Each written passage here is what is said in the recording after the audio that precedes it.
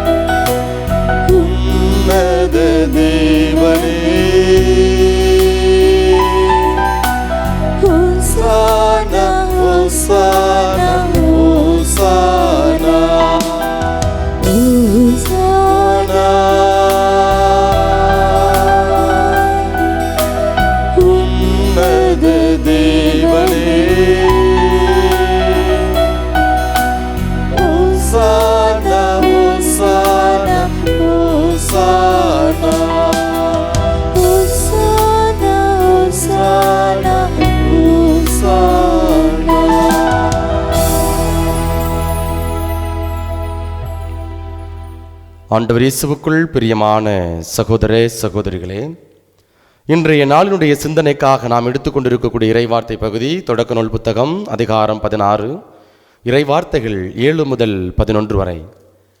ஆண்டவரின் தூதர் அவளை பாலை நிலத்தில் இருந்த ஒரு நீரூற்றுக்கு அருகில் கண்டார். அந்த ஊற்று சூருக்கு செல்லும் வழியில் இருந்தது. அவர் அவளை நோக்கி, சாராயின் பணிப்பெண் ஆகார், நீ எங்கிருந்து வருகின்றாய், எங்கே போகின்றாய் என்று கேட்டார். அதற்கு அவள், என் தலைவி சாராயிடம் இருந்து நான் தப்பி ஓடுகிறேன் என்றாள். ஆண்டவரின் தூதர் அவளிடம், நீ உன் தலைவியிடம் திரும்பி சென்று அவளுக்கு பணிந்து நட என்றார். பின்பு ஆண்டவரின் தூதர் அவளிடம், உன் வழிமரபினரை யாரும் எண்ண முடியாத அளவுக்கு பெருக செய்வேன் என்றார். மீண்டும் ஆண்டவரின் தூதர் அவளிடம், இதோ கருவுற்றிருக்கும் நீ ஒரு மகனை பெற்றெடுப்பாய், அவனுக்கு இஸ்மாயில் என பெயரிடுவாய், ஏனெனில் உன் துயரத்தில் ஆண்டவர் உனக்கு செவி சாய்த்தார் என்று நம்ம வாசிக்கின்றோம்.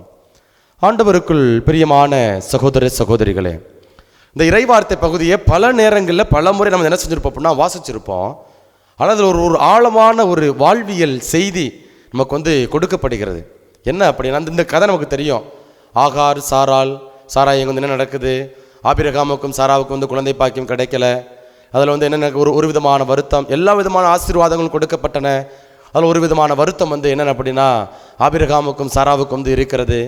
இப்படிப்பட்ட இந்த வேளையில் சாரா சொல்கிறாங்க ஆபிரகாம்கிட்ட, பணிப்பெண் ஆகாரோட நீ தாம்பத்திய வாழ்க்கை, குடும்ப வாழ்க்கை வாழு என்று சொல்கிறார். உடனே ஆபிரகாம் என்ன செய்கிறாரு, குடும்ப வாழ்க்கை வாழ்கிறாங்க. ஆகார் கருவுறக்கூடிய ஒரு நிலை. இப்போ தான் இங்கே பிரச்சனை ஆரம்பிக்குது. தான் கருவுற்றிருக்கிறேன் என்று தெரிந்த உடனே அந்த உரிமையாளரை மனைவி என்ன செய்கிறாங்க அப்படின்னா, அங்கு துன்புறுத்தக்கூடிய ஒரு நிலை. ஒரு விதமாக ஏளனமா நையாண்டியா நம்ம ஊரில் பேசுவோம் இல்லையா, உனக்கு என்னடி உள்ள பக்க முடியாதவ மலடி, நீனா எதுக்கு, நீ எப்படி என்னை பற்றி பேச முடியும் என்று ஒரு நக்கலா ஏளனமாக பேசுவோம் இல்லையா. அதே போல் இங்கே ஆகார் தன்னுடைய அங்கே அந்த எஜமானியை, அந்த முதலாளி அம்மா என்ன செய்கிறாங்க அப்படின்னா ஏளனமாக பேசக்கூடிய ஒரு நிலை. இப்போ மன உளைச்சல் அவங்க யாருக்கு ஏற்படுகிறது, சாராளுக்கு வருகிறது. அங்கே வந்த உடனே அவங்க என்ன நடக்குது, தன்னோட தலைவன்கிட்ட சொல்கிறாங்க, எப்பா அப்போ உன்னுடைய அதிகாரத்திற்கு கீழே இருக்கிறான், நீ என்ன வேணாலும் செஞ்சுக்கோ என்று ஆபிரகாம் சாராயிட்டு சொல்கிறாங்க. இப்போ இவங்க என்ன செய்கிறாங்க, அடுத்து கொடுமைப்படுத்த ஆரம்பிக்கிறாங்க. அந்த கொடுமை தாங்க முடியாமல் இங்கு அந்த பணிப்பெண் ஆகார் பாலைவனத்துக்கு ஓடக்கூடிய ஒரு நிலை. அந்த இடத்துல தான் ஆண்டவருடைய தூதர் அங்கு சந்திக்கிறார். இப்போ சந்திக்கின்ற பொழுது நீ எங்கப்பா போற அப்படின்னு சொல்லி தப்பி ஓடுகிறேன், நீ திரும்பி போ, பணிந்து நட, உன்னை தாழ்த்திக்கொள் என்று சொல்லுகிறான். அப்போ நீ பணிந்து நடந்த அப்படின்னா அங்கே ஆசீர்வாதம் என்ன அப்படின்னா உனக்கு குழந்தை பிறக்கும், அந்த குழந்தை இஸ்மாயில் அழைக்கப்படுவான். அப்போ உன் வழிமரபை பெருக செய்வேன். அப்போ இன்றைக்கு பல குடும்பங்கள் நம்முடைய சமூகத்திலிருந்து பார்க்குறோம். இன்றைக்கு பிள்ளைகள், இளம் பிள்ளைகள் தன்னுடைய வாழ்வில் இழந்து போகிறாங்க. ஒரு செருக்கு, ஒரு ஆணவம், நான் தான், நீ சொல்லி நான் கேட்குறதா என்று சொல்லக்கூடிய ஒரு நிலை, ஒரு பார்க்கக்கூடிய ஒரு பார்வை. எத்தனையோ குடும்பங்கள் சிதைந்து போய் கொண்டிருக்கின்றன. நீ சொல்லி நான் கேட்குறதா, கணவன் மனைவி கிட்ட, மனைவி கணவன் கிட்ட, அல்லது மாமனார் மாமியார் கிட்ட, உடன் பிறந்தவர்கள்கிட்ட பார்க்குறோம்.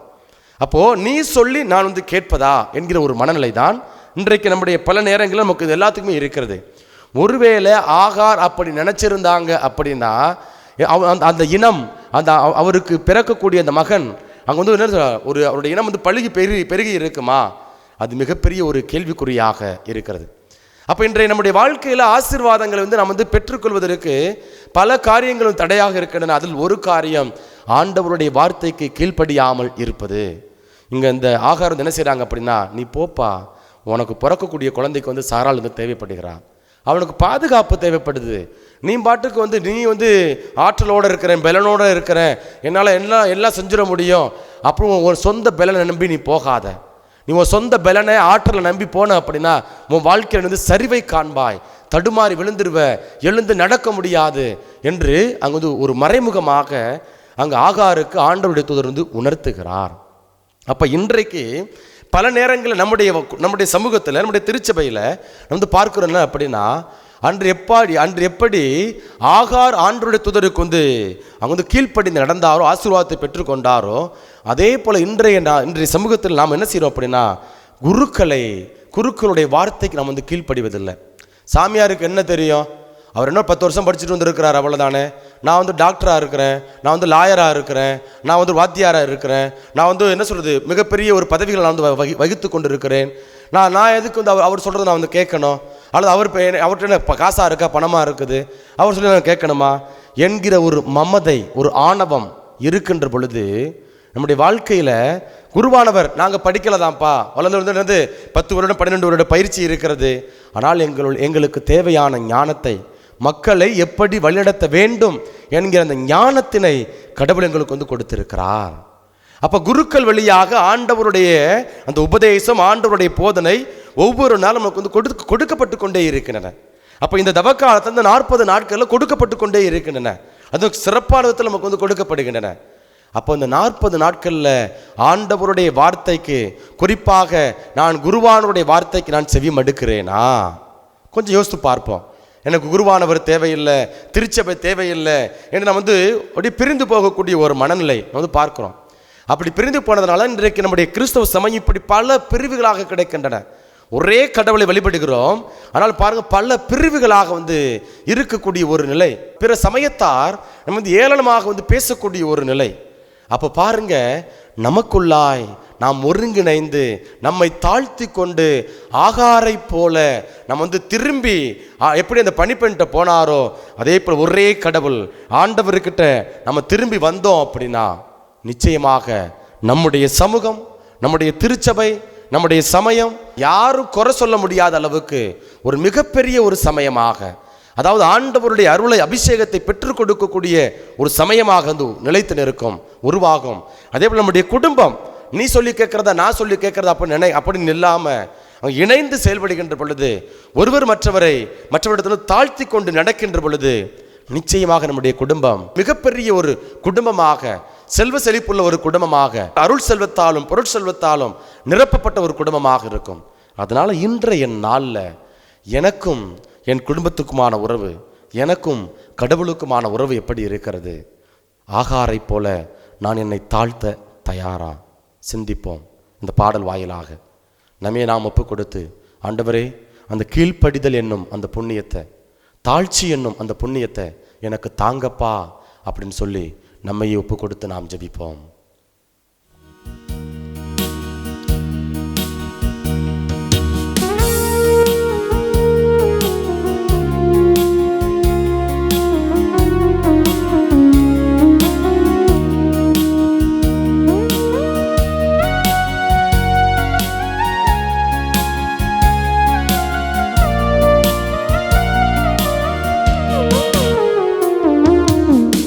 உமக்கு பிரியமானதை செய்ய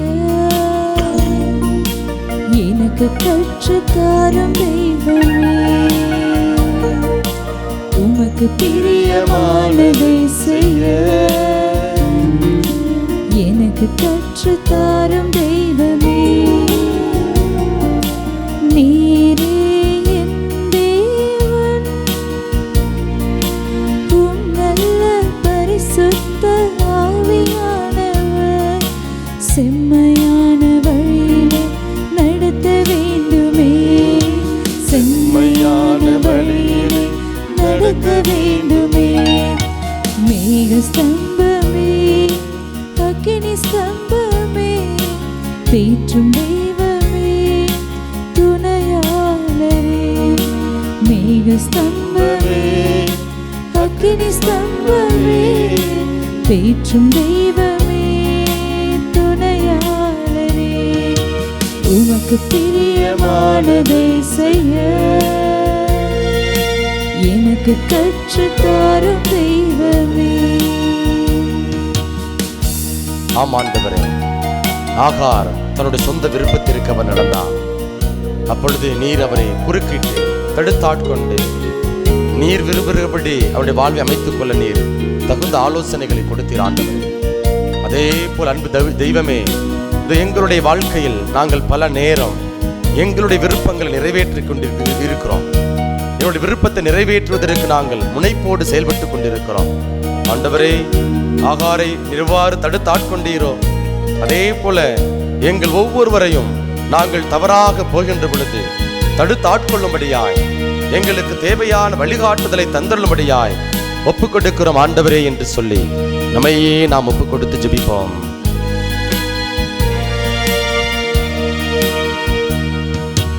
உமது அன்பை அதிகாலையில் காணச் செய்யும் கருணை நேசரே.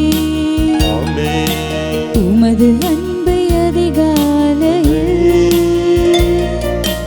காணச் செய்யும் கருணை நேசரே. உம்மையை நம்பியுள்ளேன், நீர் விரும்பும் உம் நல்ல பாதைகளை தினந்தோறும் காட்ட வேண்டும் திவ்யநாதரே. தினந்தோறும் காட்ட வேண்டும் திவ்யநாதரே. அன்பின் சிகரமே, ஆருயிரே, அணைக்கும் தெய்வமே, ஆறுதலே. அன்பின் சிகரமே, ஆருயிரே, அணைக்கும் தெய்வமே, ஆறுதலே. உமக்கு பிரியமானதை செய்ய எனக்கு கற்றுத்தாரும் தெய்வமே.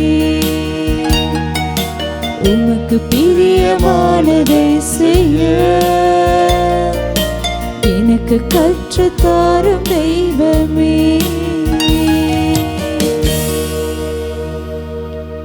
அன்பின் பரலோக பிதாவே, உமக்கு பிரியமானதை செய்ய எங்களை நீர் அழைத்திருக்கிறீர். இது இந்த தவக்காலத்தை நீர் எங்களுக்கு ஏற்படுத்தி கொடுத்திருக்கிறீர். நன்றி ஆண்டவரே. இது ஆகார் தன்னுடைய விருப்பத்தின்படி செயல்பட்ட பொழுது உம்முடைய தூதர்களை கொண்டு எவ்வாறு நீர் தடுத்தாட்கொண்டீரோ, அவருக்கு தேவையான வழிகாட்டுதலை தந்தீரோ, அதே போல் அன்பு ஆண்டவரே, இது எங்கள் வாழ்க்கையில் பல்வேறு விதமான நெருக்கடிகள், போராட்டங்கள், குடும்பத்திற்குள்ளாய் கருத்து வேறுபாடுகள், பிரச்சனைகள், என்ன செய்வதென்று நாங்கள் தத்தளித்துக் கொண்டிருக்கிறோம் ஆண்டவரே. நாங்கள் எங்களுடைய விருப்பத்தை நிறுவுவதற்கு நாங்கள் ஆர்வமாயிருக்கிறோம் ஆண்டவரே.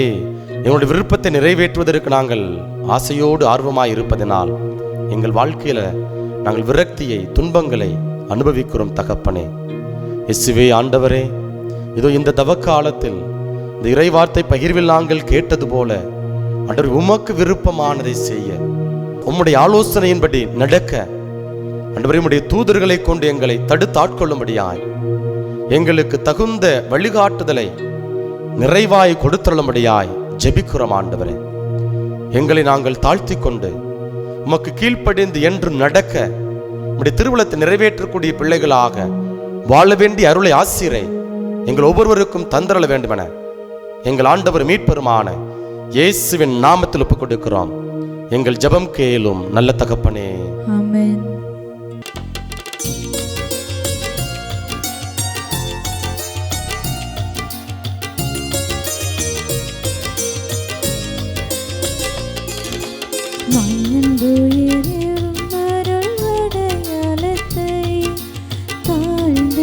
பணிந்து ஆராதிப்போம்.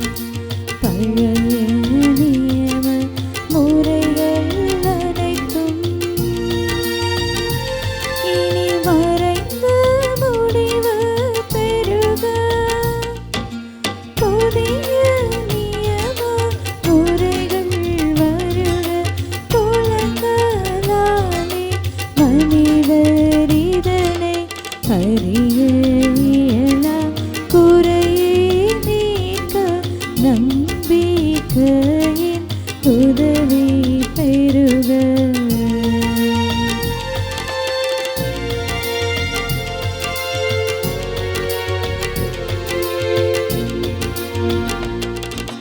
தந்தை அவர்க்கும் மகன் இவர்க்கும் புகழ்ச்சியோடு வெற்றியாகும். மீட்பின் பெருமை மாட்சிமையோடு வலிமை வாழ்த்தையாவுமாக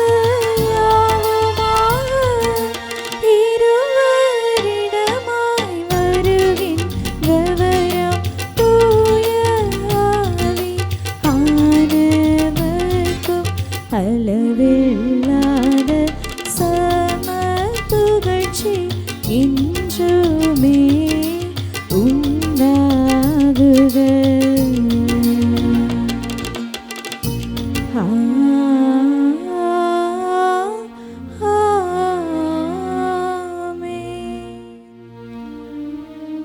வாணி நின்று அவர்களுக்கு அப்பம் அளித்தீரே. இனிமையெல்லாம் தன்னகத்தை கொண்ட அப்பம் இதுவே. மன்றாடுவோமாக. இறைவா, இந்த வியப்புக்குரிய அருள் அடையாளத்திலே உம்முடைய பாடுகளின் நினைவை எங்களுக்கு விட்டு சென்று உம் திருவுடல் திரு இரத்தம் ஆகியவற்றின் தூய மறைபொருளை வணங்கும் நாங்கள் உமது மீட்பின் பயனை இடைவிடாது துய்த்துணர்ந்து மகிழ அருள்வீராக. தந்தையாகிய இறைவனோடு தூயாவியாரின் ஒன்றிப்பில் இறைவனாய் என்றென்றும் வாழ்ந்து ஆட்சி செய்கின்ற உம்மை மன்றாடுகின்றோம்.